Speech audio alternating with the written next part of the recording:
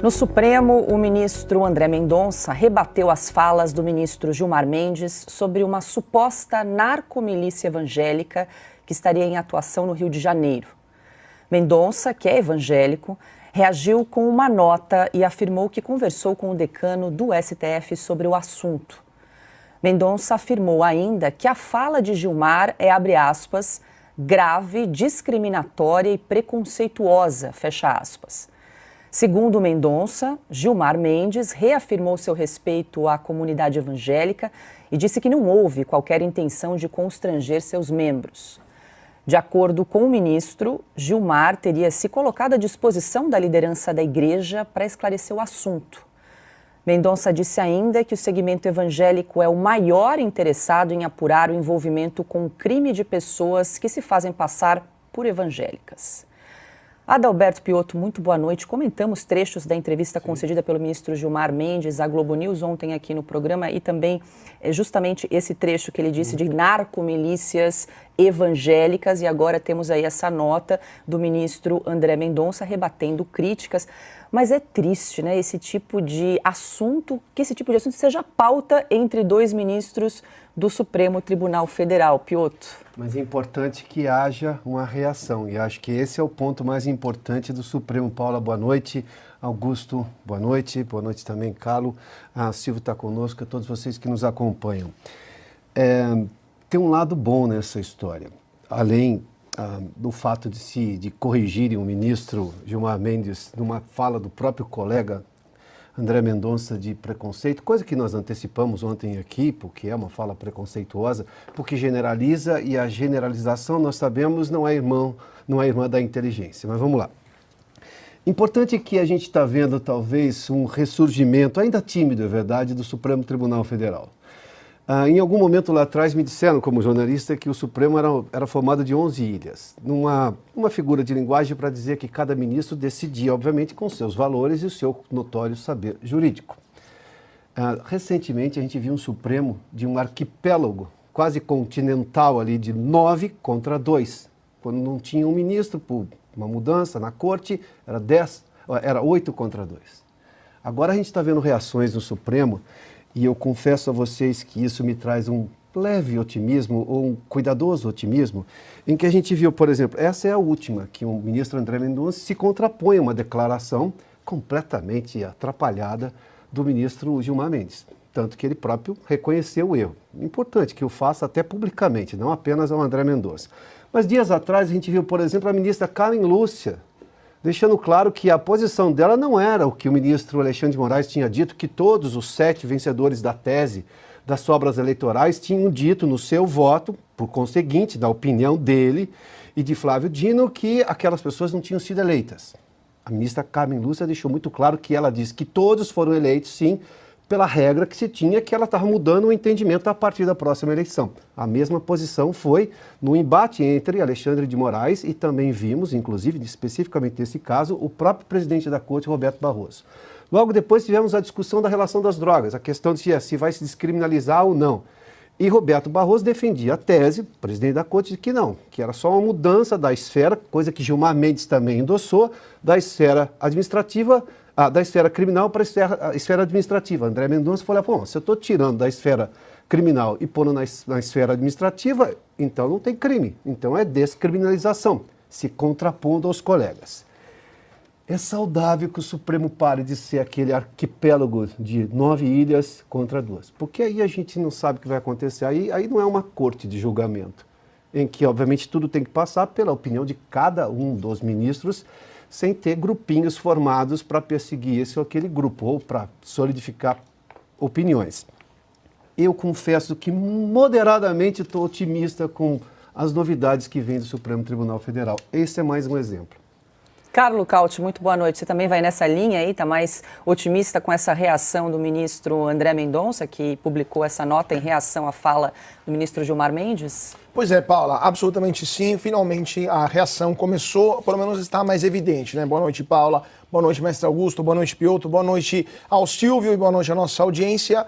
A reação começou e, de novo, mais uma vez, o ponto de inflexão foi a manifestação do dia 25 de fevereiro na Paulista. O medo acabou não apenas entre a população, mas também em alguns setores do Supremo Tribunal Federal, da administração pública, no Congresso também. As pessoas perceberam que não estão sozinhas, estão tomando coragem, estão ganhando coragem. Claro que, nesse caso específico, o ministro Mendonça se sentiu atacado, enquanto ele é tremendamente evangélico, né, como dizia o ex-presidente Bolsonaro. Então, ele fez uma defesa da causa própria. Mas, como ele, milhões de brasileiros se sentiram ofendidos naquilo que provavelmente é mais íntimo em uma pessoa, que é a religião, que é a religiosidade. Dizer que há narcomilícias evangélicas é, de fato, ofender quase a metade da população brasileira que hoje se identifica como cristã evangélica. Então, fez muito bem o ministro a relembrar que isso aqui é um excesso, que é aquilo que o ministro Mendes falou, foi um excesso, foi completamente fora do contexto, foi uma frase que em outros momentos, em outros países, muito provavelmente teria levado a, no mínimo, uma atuação do Senado Federal contra o ministro, que é reticente, está várias vezes atuando de uma forma, ou falando demais, de uma forma que poderia até merecer um impeachment, um impedimento, até prejulgando alguns casos. E essa nota dura do ministro Mendonça demonstra que acabou a tolerância contra os excessos, até verbais, de ministros do STF. Quem sabe se torna também uma intolerância contra excessos judiciários, né, de ministros do STF. Augusto Nunes, muito boa noite. Vou ressaltar aqui mais um trecho dessa nota que foi emitida pelo ministro André Mendonça. Aspas, importa anotar o grau de generalidade que teria sido dado pelo orador presente em referida reunião. Ele coloca entre parênteses, narcomilícia evangélica ou rede evangélica. Se isso ocorreu, trata-se de fala grave, discriminatória e preconceituosa, pois dirigida a uma comunidade religiosa em geral, fecha aspas aí para um trecho dessa nota emitida pelo ministro. Augusto Nunes, fez bem aí o ministro em rebater essa fala do colega Gilmar Mendes? Sem dúvida. Boa noite, Paula, boa noite, Piotr, boa noite, Carlo Cauti, boa noite, meu irmão Silvio, boa noite a você que nos acompanha. Piotr e o Cauti lembraram coisas importantes. Primeiro, é uma reação e todo começo de reação é bem-vindo. É bem-vindo. No Congresso, em quaisquer instituições preocupadas com a insegurança jurídica, política que o Brasil sofre. Mas o Supremo, que tinha se transformado quase que num continente, né? A China e Taiwan. Os que sobravam, que não abriam a boca, têm de se manifestar. Num momento assim, a fala solitária, ela ganha em importância e aumenta as suas dimensões, porque quem fala está falando em nome da maioria. Da maioria. Os católicos, minha formação é católica, eu acho um absurdo e fico imaginando o que diriam os católicos se viesse essa conversa de narcomilícia católica. O que é isso? Quais provas tem? A gente usa essas fusões de palavras, no caso das Farc, por exemplo, a gente dizia, são narcotraficantes, né? Uma guerrilha, narco-guerrilheiros. Não eram mais só os guerrilheiros da selva, eram também os que viviam, eram sustentados, são sustentados, os pequenos grupos que restam, pelo narcotráfico. Agora, o Gilmar Mendes disse isso e mais não disse. Não prova, não apresenta. Um juiz que vive do exame de provas, ou deveria viver disso aí. O Gilmar Mendes deveria pedir desculpas. O ministro que o contestou já cumpriu seu papel. Mas é importante que o Gilmar tenha alguma humildade para pedir desculpas, sob pena de merecer a eterna desconfiança dos evangélicos. E aí eu vou lembrar de novo uma história que vale para todos nós aqui, muito exemplar, envolvendo o governador Antônio Carlos Magalhães, e o seu adversário político, Valdir Pires. Valdir Pires deu uma entrevista esculhambando o ACM, o Antônio Carlos, e à noite ligou para o Antônio Carlos e disse: ó, governador, os dois tinham sido governadores. Governador, eu queria pedir desculpa, eu me excedi hoje e falei coisas que não deveria sobre o senhor. O Antônio Carlos falou assim: faz o seguinte, na próxima você me elogia em público e pede desculpas em particular. Não, você elogia publicamente, em vez de esculhambar. E à noite, você diz que deveria fazer o contrário. Eu prefiro. Falei, ó, deixei de te esculhambar hoje, né? Lamento muito e tal, mas eu te elogiei. Porque você vai, insulta as pessoas em público, pede desculpas. Em particular, aí é mole, né? Aí é mole. Então o Gilmar Mendes precisa se acostumar a ser cobrado, o que não acontece há muito tempo, porque antes de ser decano ele já era o senhor do Supremo. Silvio Navarro hoje conosco no telão, muito boa noite. Silvio, Augusto falou que o ministro Gilmar Mendes deveria pedir desculpas, não pediu, mas o ministro André Mendonça ressalta nessa nota que o ministro Gilmar Mendes reafirmou o respeito à comunidade evangélica.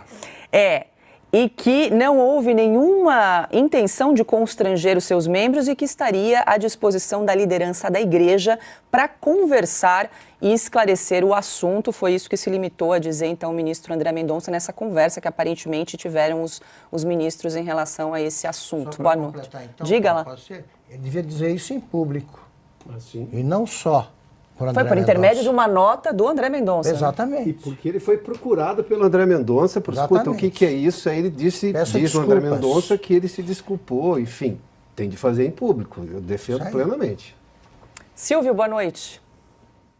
Boa noite, Paula, querida. Boa noite, meus amigos Piotto, Cauti, meu irmão Augusto Nunes. Boa noite para quem nos acompanha. O ministro André Mendonça rebateu a fala do ministro Gilmar Mendes, porque o ministro Gilmar Mendes fala demais.